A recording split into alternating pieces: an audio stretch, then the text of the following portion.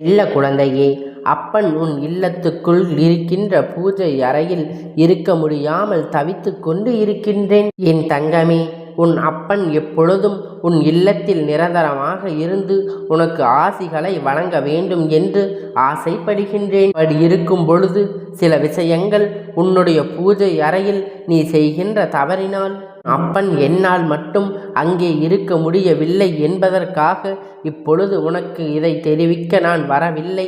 என் குழந்தையே, எந்த தெய்வமாக இருந்தாலும் அவராலும் அங்கு இருக்க முடியவில்லை, அங்கே தவறுகள் இருக்கின்றது என்றால் உன்னுடைய தெய்வங்கள் யாருமே அங்கு இருக்க முடியாத நிலை ஏற்பட்டுவிடும்.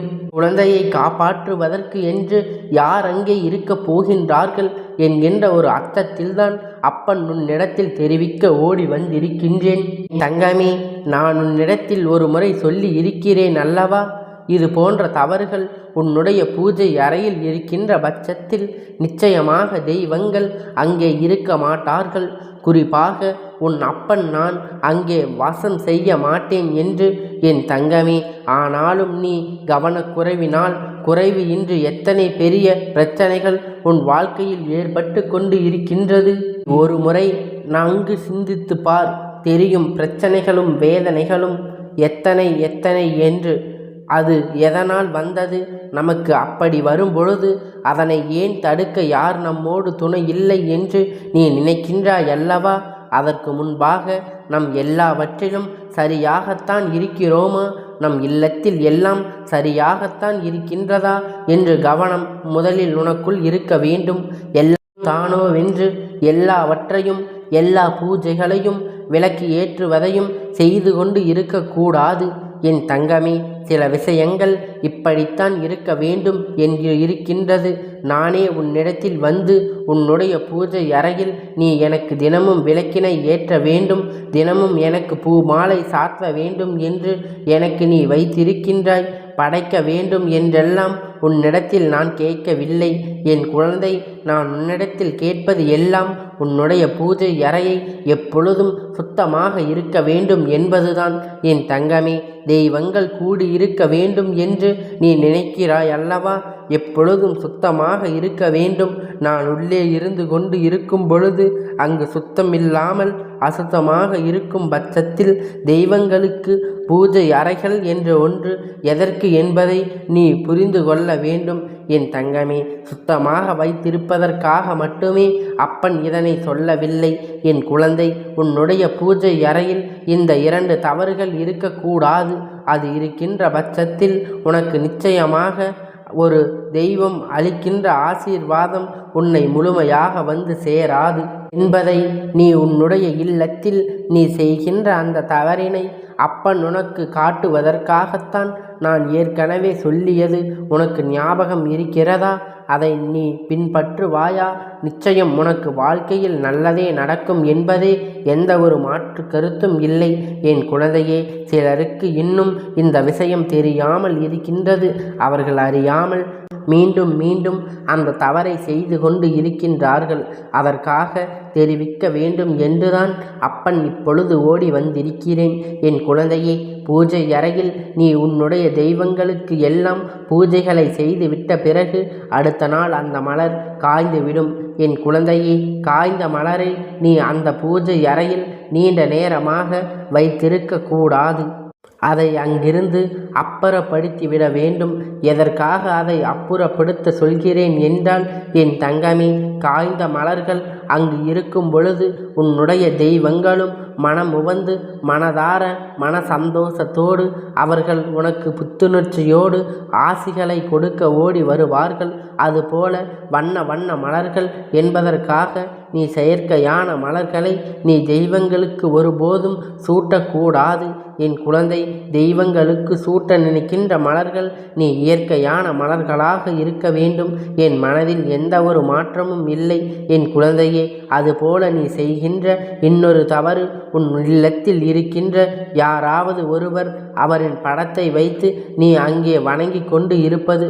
உனக்கு அவர்கள் தெய்வங்களாக கூட தோன்றலாம்.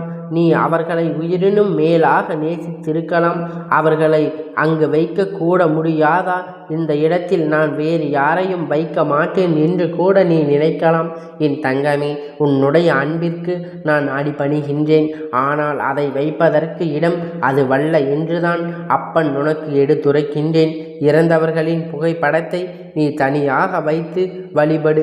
அவர்களுக்கு என்ன வேண்டுமோ அதை செய்து நீ தெய்வங்கள் இருக்கின்ற இடத்தில் அதனை வைக்கக்கூடாது. உனக்கு இரண்டிற்கும் உள்ள வேறுபாடு நிச்சயமாக தெரியும் என்று அப்பன் நினைக்கின்றேன். என் தங்கமே, இறந்தவர்கள் உன் மனதில்தான் நீ தெய்வமாக முடியும் என்று. தெய்வங்கள் என்பது எல்லோருக்குமே கையெடுத்து வணங்கக்கூடியவர்கள். உன்னுடைய வீட்டில் இறந்தவரின் புகைப்படத்தை வைத்து நீ மட்டும் வணங்க முடியும். வெளியில் இருந்து யாராவது ஒருவர் வந்தால் உன்னை கையெடுத்து வணங்க சொன்னால் நீ நிச்சயமாக கையெடுத்து வணங்க மாட்டாய் அல்லவா? அப்படி உன் வீட்டில் இருக்கும் பொழுதும் யாரும் வணங்க மாட்டார்கள் அல்லவா? பொதுவாக கருதி நீ அவர்களை உள்ளே கொண்டு வர முயற்சி செய்தால் அப்பன் உனக்கு இத்தனை வாக்குகளை கொடுத்த பிறகு புரியவில்லை என்றால் நீ அந்த அவரின் புகைப்படத்தை அங்கே வைத்து உன்னுடைய தெய்வங்களுக்கு நீ எத்தனை கோடி பூஜைகள் செய்தாலும் அது உனக்கு பலன் கொடுக்காது என்பதை நீ நினைவில் வைத்து கொள்ள வேண்டும். என் பிள்ளை, நான் எப்பொழுதும் உனக்கு வாழ்க்கையில் நல்லதை மட்டுமே எடுத்து சொல்லி கொண்டு இருக்கின்றேன். என் குழந்தையே, சந்தோஷமாக இருக்க வேண்டும். என் குழந்தை, வாழ்க்கையில் நடக்கின்ற எல்லா விஷயங்களும் சந்தோஷத்தை கொடுக்க வேண்டும்.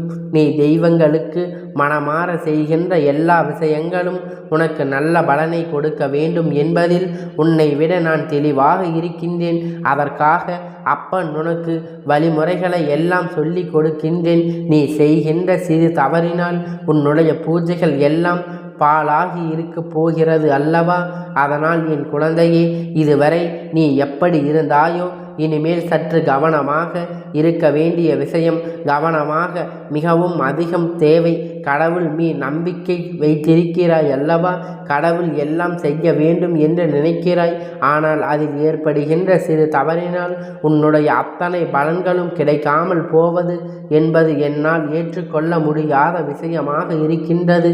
அதனால் என் தங்கமே, இனி ஒருபோதும் இந்த தவறுகளை உன்னுடைய பூஜை அறையில் செய்து விடாதே. உன் மனதிற்குள் தெரியும் அல்லவா, இதனால் நாம் செய்கின்ற எந்த பூஜைகளும் பலன் கிடைக்காது என்று. அதை தாண்டி நான் உன்னிடத்தில் சொல்வதற்கென்று வேறு எதுவும் இல்லை. வாழ்க்கையில் இது போன்ற தவறுகளை ஒருபோதும் செய்து விடாதே. அப்பன் உனக்கு எல்லா செய்திகளையும் தந்து கொண்டுதான் இருக்கின்றேன். நிச்சயமாக என் குழந்தை, வெற்றி வாழ்க்கை அதிகமாக கிடைத்துவிடும் என்று நான் மிகவும் விருப்பப்படுகின்றேன் என்பதை நீ புரிந்து கொள்ள வேண்டும்.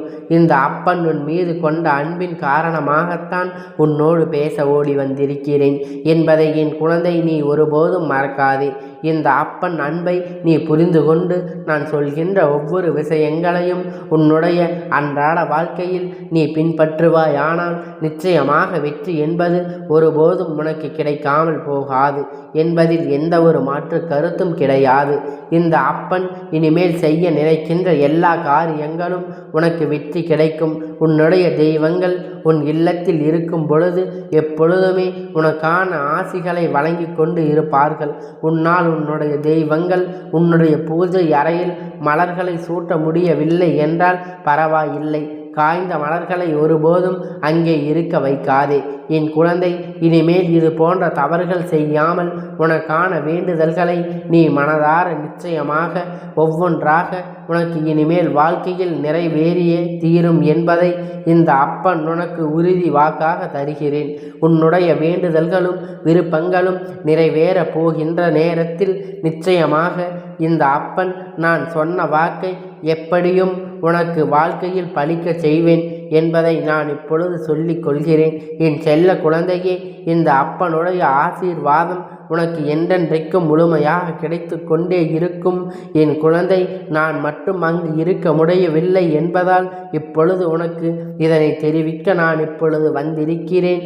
கந்தா போற்றி, கடம்பா போற்றி, கதிர்வேலா போற்றி, ஆறுபடை வீடு கொண்ட முருகா போற்றி.